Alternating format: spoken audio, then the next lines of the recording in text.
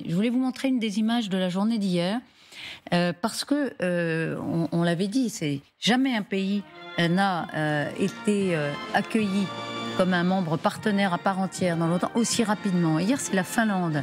C'est le drapeau finlandais qui a été hissé aux côtés des 30 autres drapeaux.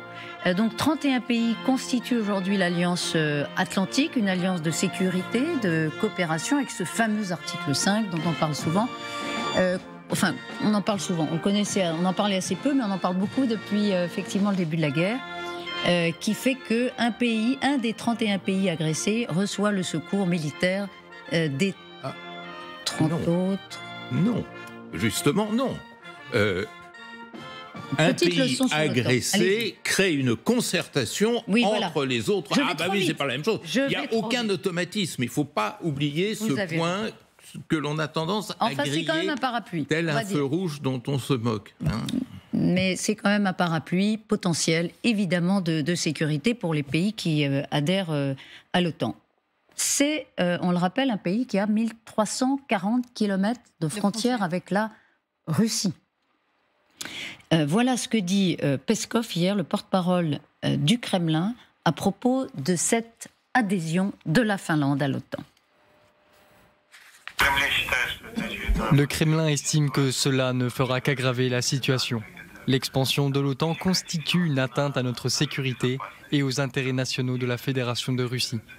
Naturellement, elle nous oblige à prendre des contre-mesures pour assurer notre sécurité, tant sur le plan tactique que stratégique. Nous suivrons de près ce qui se passera en Finlande et la manière dont l'OTAN utilisera le territoire finlandais pour déployer des armes, des équipements et des infrastructures à proximité de notre frontière qui pourraient nous menacer. Des mesures seront prises en fonction de cela. Alors, les premiers mots de Peskov, c'est une nouvelle aggravation de situation. Cet élargissement de l'OTAN est une atteinte à notre sécurité et aux intérêts nationaux russes. On se rappelle que l'OTAN, c'est l'ennemi désigné, évidemment, de la Russie depuis le début de la guerre.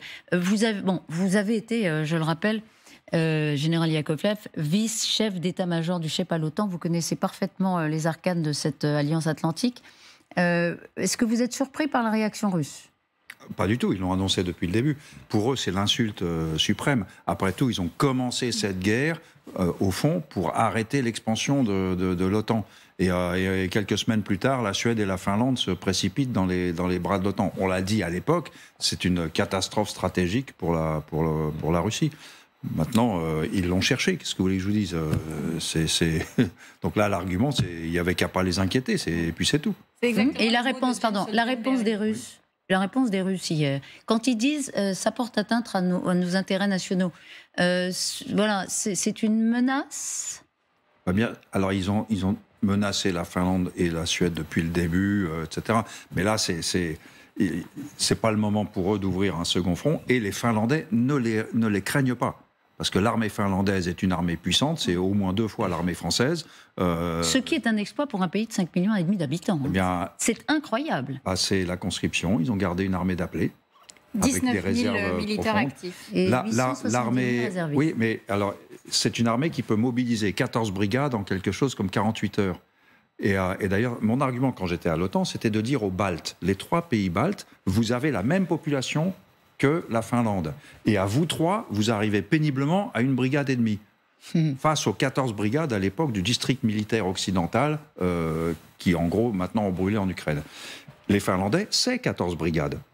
Et à l'époque, le chef d'état-major des armées finlandais, Harry Puoilinen, il racontait une anecdote avec Gerasimov. Il est aujourd'hui le chef d'état-major. Voilà, donc ils étaient tous les deux chefs d'état-major, si vous voulez, comme le SEMA. Et il y a eu, en 2010, je crois, il y a eu une crise de réfugiés au sens où d'un coup, des réfugiés d'Europe centrale, d'Asie centrale, sont arrivés par pile de 12 à la frontière finlandaise. Donc des centaines ou des milliers de réfugiés d'un coup. C'était une manipulation, si vous voulez. Alors, de la partie orientale arrivée depuis la Russie. De la Russie. Et donc, Puoilinen, Harry, il me dit, donc j'ai téléphoné à Gerasimov, et je lui ai dit, c'est quoi cette histoire de réfugiés ? Il m'a dit, on comprend, les gens ont le droit de voyager où ils veulent et tout. Et donc je lui ai dit, c'est Harry qui parle, je lui ai dit, j'ai pas rêvé. Tu avais une zone frontière de 70 km, une zone de sécurité militaire. Ça n'existe plus. Alors Gerasimov, ennuyé, dit si, ça existe encore et tout. Il va falloir que ça marche alors, ton système de sécurité là. Donc tu arrêtes les trucs. Et si jamais tu n'arrêtes pas les trucs, on fermera toute la frontière. Au sens commercial, on fermera tous les postes frontières. C'est le SEMA finlandais qui dit ça à Gerasimov. Le rapport de force.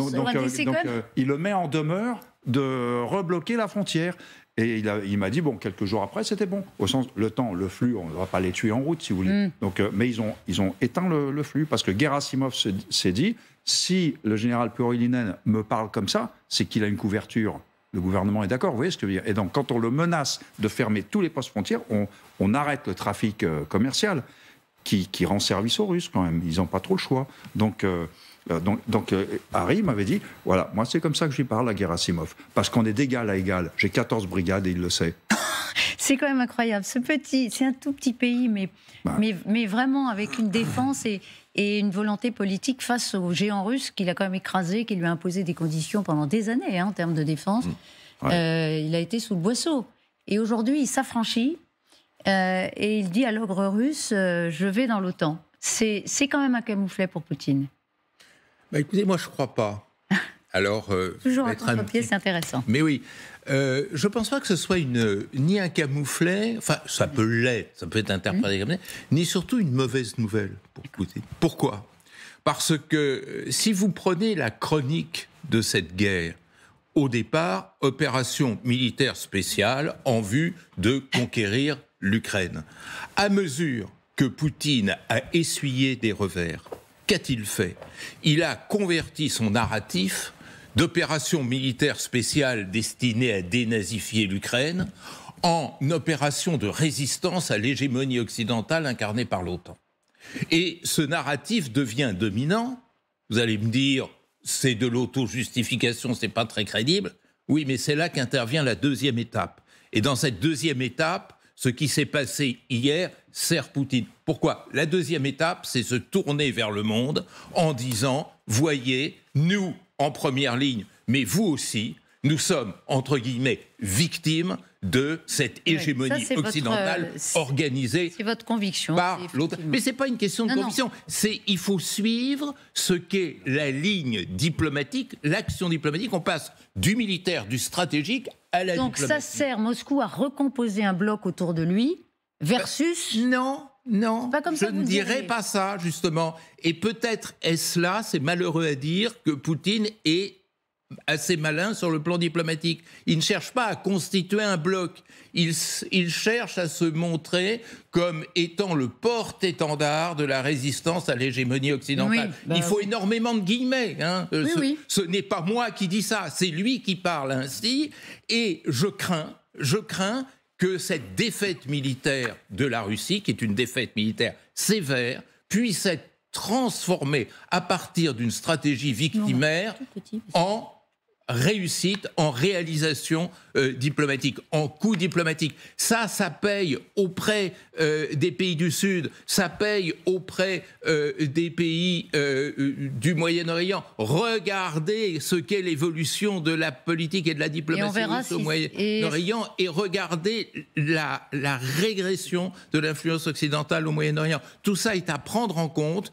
Donc, moi, je ne pense pas que Finlande de plus ou Finlande de moins, la face de l'Occident soit changée, mais je pense que plus il y a de visibilité de l'OTAN, dont il ne faut pas oublier que c'est la seule alliance militaire au monde, à conclure, ce n'est pas aujourd'hui qu'on conclura, mais en tous les cas, est en train de se dessiner une nouvelle séquence, et c'est pas sûr que dans cette séquence, Poutine ait tellement à pleurer de cette adhésion de la Finlande.